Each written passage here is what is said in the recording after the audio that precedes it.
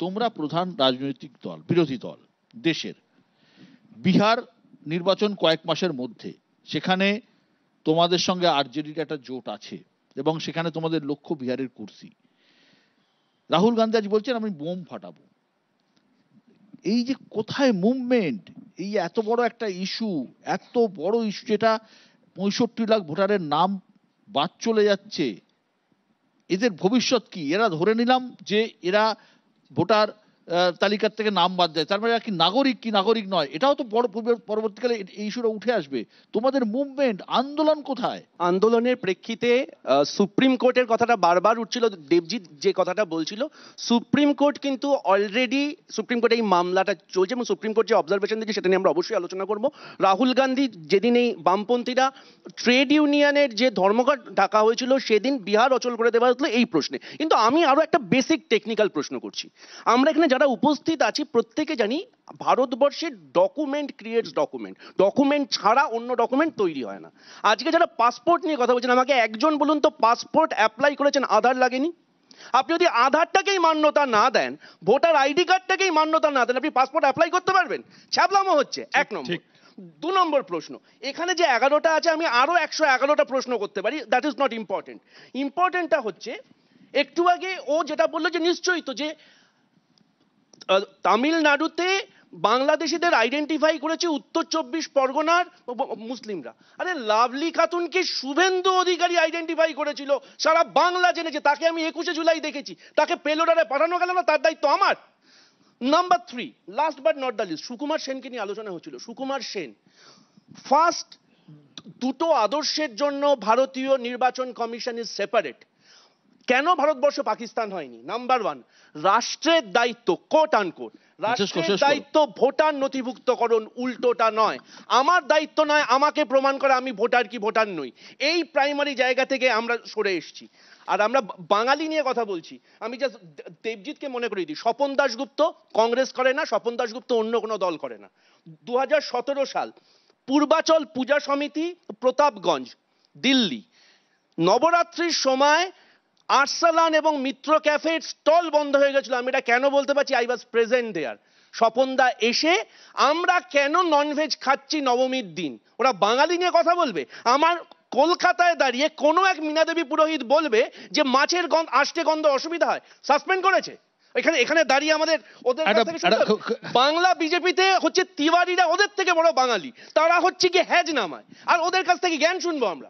দেবজিৎ, এই ন্যারেটিভের মোকাবিলা করা তো খুব কঠিন পশ্চিমবঙ্গে। এগুলো তো হচ্ছে মানে বেফালতু কথাবার্তার একটা জায়গা। তার কারণ বলছি, এরকম ভাবেই বলতে হয়। তার কারণ হচ্ছে যে সুপ্রিম কোর্ট খোলা আছে, বারে বারে বলা হচ্ছে না মানুষের সামনে সুপ্রিম কোর্ট বলেছে কিন্তু ছেড়ে দেবে না। আরে সুপ্রিম কোর্ট তা বলেইনি। সুপ্রিম কোর্টের অর্ডারটা যদি কোর্ট আনকোর্ট পড়া হয় তাহলে দেখা যাবে সুপ্রিম কোর্ট বলেছেন যে খুব যদি বেশি মাত্রায় দেখা যায় যে অবাঞ্ছিত বলে কাউকে বাদ দেওয়া হচ্ছে বা এরকম যদি হচ্ছে, তাহলে সুপ্রিম কোর্ট প্রয়োজনীয় পদক্ষেপ নেবে বা ইন্টারভেনশন করবে।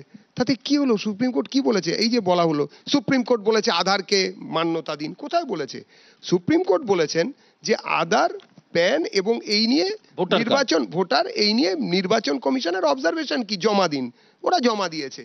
পুরো জিনিসটাকে যারা এখানে আছেন, একটা ফ্যাকচুয়াল ভুল হচ্ছে, কোনো ফ্যাকচুয়াল ভুল একদম, আমি ওটা পড়ে বলছি, আমি তোমাকে আটকাবো না, কিন্তু সুপ্রিম কোর্ট এটা নির্দিষ্ট আকারে বলেছেন প্রথমে 3টে ডকুমেন্ট, এটা কি বিবেচনা করা যায় না? 2 ডকুমেন্ট নির্বাচন কমিশন বলার পরে 2টো ডকুমেন্ট দিয়ে বলেছেন যে কেন বিবেচনা করা যায় না? আমার কাছেও এই ডকুমেন্ট না, এই দুটোর কোনোটাই সুপ্রিম কোর্ট বলেননি। সুপ্রিম কোর্ট বলেছেন 3টে জাল করা যায়, বাকি 11টা জাল করা যায় না, এটা হতে পারে না। এই আমার ওয়ান লাইনার প্রশ্ন, আমার ওয়ান লাইনার প্রশ্ন, ভাই দেবজিৎ তুমি বলো তোমার কাছে এই ডকুমেন্টের বাইরে বাড়তি কোন ডকুমেন্ট আছে যাতে প্রমাণ হয় তুমি ভারতীয় আমরা নই? ওই 11টার মধ্যে তোমার কাছে কোনটা নেই তুমি আমাকে বলো।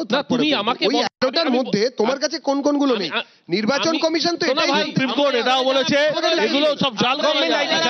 বাকি 11টাও জাল হতে পারে। আমাকে মানুষের কাছে ওই ডকুমেন্ট নেই। আজকে যারা এখানে ঠান্ডা ঘরে বসে রয়েছি তারা প্রিভিলেজ ক্লাস, ভারতবর্ষের ক্ষেত্রদের কাছে ওই ডকুমেন্ট নেই। না, এই প্রশ্নে সাম্যবাদী পিএমও নিজে বলেছে নরেন্দ্র মোদী ভারতের নাগরিক। এক মিনিট। এখানে আমরা যারা বসে আছি কেউই নির্বাচন কমিশনের লোক নই। নির্বাচন কমিশনের ভালো বা মন্দের দায় দেখানো, মানে দায় পিঠে করে বহন করা, এটা আমাদের কারোরই কাজ নয়। আমরা একটা বিচারধারা মানে একটা সিস্টেমকে সামনে আনছি যে সিস্টেমটা ঠিক না ভুল। প্রথম কথা হচ্ছে নির্বাচন কমিশন একটা কথা বলেছেন যে 2002 সালে 17 নম্বর বার এসআইআর হয়েছিল, এই মানে 19 নম্বর বার, এইবারে 20 নম্বর বার এসআইআর হবে। এসআইআর এর নাম বদলে কিন্তু একই জিনিস হয়েছিল, বিভিন্ন সময় এসআইআরও নাম পড়েছিল 5 বার। যেখানে 28 লক্ষের নাম বাদ গেল, তৃণমূল কংগ্রেস আপত্তি করলেন না। ঠিক। যেখানে তার আগেও অনুপ্রবেশের কথা তৃণমূল কংগ্রেসের নেত্রী বলেছেন, সংসদে বলেছেন, সোমনাথ চট্টোপাধ্যায় স্পিকার এবং ইন্দ্রজিৎ গুপ্ত ডেপুটি স্পিকার হিসেবে বলেছেন যে 1,20,000 একজন 1,50,000। তাহলে সেখানে দাঁড়িয়ে আজকে আপত্তি আসছে কোথায়? ঠিক আপত্তি। সুমন, এই যে বিষয়টা উঠছে যে এতগুলো নাম বাদ গেছে প্রাথমিক খসড়ায়, সুপ্রিম কোর্ট তা বলেছে যে গণহারে এভাবে বাদ গেলে আমরা কিন্তু চুপ করে বসে থাকবো না। সুপ্রিম কোর্ট কি করবে আমরা জানি না, কিন্তু পশ্চিমবঙ্গে একটা বড় সমস্যা দেখা দিচ্ছে যে বিএলও যারা আছেন, যারা এই কাজটা করবেন, তারা বিএলও, হ্যাঁ, তারা কাজটা অনেকেই করতে চাইছেন না, অনেকেই মানে একটা পারস্পরিক চাপের মধ্যে পড়েছেন। পশ্চিমবঙ্গের ভবিষ্যৎ কি হতে পারে?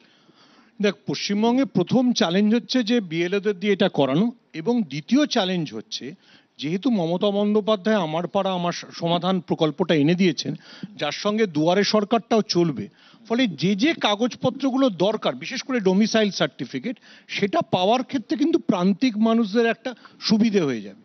এবার যেটা বিশ্ব আবার দেবজিৎ বললেই রেগে যাবে, সেটা হচ্ছে গোল পোস্ট কি করে চেঞ্জ হচ্ছে। এই যে সেপ্টেম্বর মাসে ভারত পাকিস্তানের ক্রিকেট ম্যাচ হবে, সেটা দেবজিৎ দেখবে না? তার আগে তো অমিত শাহ পিওকে দখল, পাকিস্তানকে মেরে শিক্ষা দেওয়া, সব কিছু হচ্ছিল। যেই ছেলে ক্রিকেট ম্যাচ আয়োজন করছে, সমস্ত ট্রেনিং ক্যাম্পে কি মানে রামচরিত মানস পড়ানো হচ্ছে পাকিস্তানে। আমি পাকিস্তানের সঙ্গে ম্যাচ খেলতে কি করে ভারতবর্ষ, প্লিজ ভুলে যেও না যে দেবজিৎ, যে তোমরা নীরজ চোপড়া বা বাকিদেরকে কি বলেছিলে একটা পাকিস্তানের সঙ্গে খেলবার জন্য। আমি বিশ্বজিৎ আসছি। বিশ্বজিৎ, এই যে যেটা আমি জানতে চাইছি, এতগুলো লোকের নাম যখন বাদ গেল, তার মানে তাদের কাছে কিছু নেই, কোনো ডকুমেন্টস নেই, তাদের কাছে ভ্যালিড ভোটার নয়, তাহলে কি তারা নাগরিক নয়? এই যে একটা বিতর্ক তৈরি হবে, সেটা তো একটা বড় বিষয় হতে যাচ্ছে। বিশ্বদা, আমি তো বললাম যে ভারতবর্ষের সংবিধান হয়তো পরিবর্তন হবে, এখানে দু ধরনের নাগরিক পাবো, একটা হচ্ছে নাগরিক উইথ ভোটার আর একটা হচ্ছে নাগরিক উইদাউট ভোটার। এবার এসআইআর নিয়ে আমরা এত কেন আলোচনা করছি? এটা তো একটা কনস্টিটিউশনাল প্রসেস, তার সঙ্গে রাজনীতি কোনোভাবে যুক্ত হচ্ছে। আমি 4 জনের নাম বলবো যে নামটা একটু জানা দরকার। যে বিহারে একটা জনশুমারি হলো, যেখানে 14টা জেলা থেকে সাধারণ মানুষকে এখানে নিয়ে আসা হলো। প্রথমে কাটিহারের কথা বলবো। কাটিহার থেকে এলেন 2 জন, তার একজনের নাম হচ্ছে কাঞ্চন দেবী আর একজনের রুকমা দেবী। তিনি তার ডকুমেন্টস জোগাড় করার জন্যে, যারা একেবারে শ্রমিক, দিনে 200 টাকা ইনকাম করে, 100 টাকা তার খরচা হলো ডকুমেন্ট সংগ্রহ করার জন্য। এইবার আমি কাটিহারে ফুলকুমারী দেবী 4 কিলোমিটার হেঁটে গেলেন পাসপোর্ট সাইজের ছবি তুলতে, এবং রেশন থেকে যে চাল পেয়েছিলেন সেই চাল বিক্রি করে সেই টাকায় তিনি জেরক্স করালেন।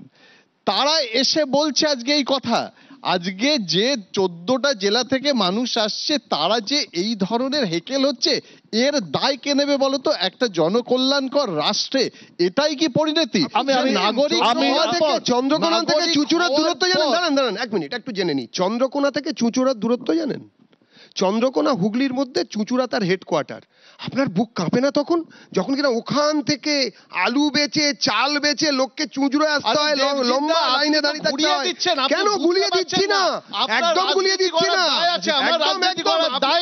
নেই তো। আপনার যে লোকটাকে উত্তরবঙ্গ থেকে উত্তরকন্যায় লোক না, উত্তরকন্যা খোলা থাকার জন্য, না খোলা থাকার জন্য এই নবান্নে আসতে হয়, তার কষ্ট হয় না?